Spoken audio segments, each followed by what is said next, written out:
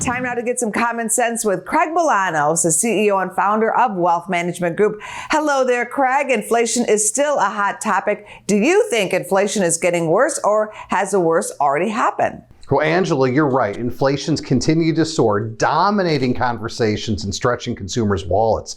The latest reads on inflation data, the prints, they were up 8.5% year over year. That's the most we've seen since the 1980s. So what can be done? Is this a repeat of the 1970s all over again? Those are the questions that many people are asking.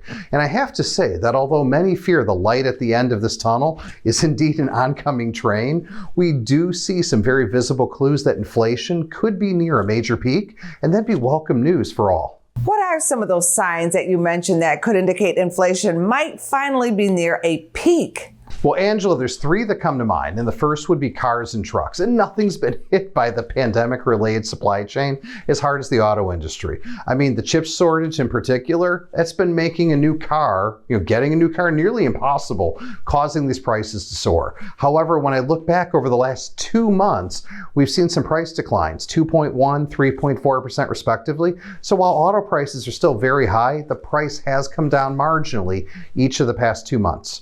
Number two, I call it sticky versus flexible. And what we're talking about here is this: not all inflation is created equal. Sticky inflation represents the price change in goods or services that take a while to develop. So right now, think about public transportation, education fees, etc. While flexible inflation, that's the stuff that the price moves quickly on: gasoline, food, etc. And in the 1970s, both sticky and flexible core inflation soared through the roof. But right now, it's only the flexible component that's moved significantly higher, and that's good news and can provide a small dose of optimism. Number three on my list is major backlogs. The ports of LA, Long Beach, those have really started to thin themselves out. And the other part is the shipping rates, what I call these transportation routes, Shanghai to LA, Shanghai to New York. The prices on the shipping routes are also down significantly from their peak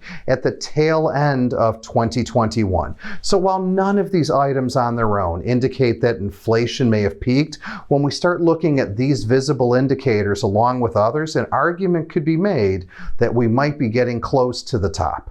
I'm Craig Bolanos, the CEO and founder of Wealth Management Group. If you'd like some assistance in getting retired and staying retired, connect with us through our website, investwithwmg.com. Go to businessfirstam.com for where to see our show on TV.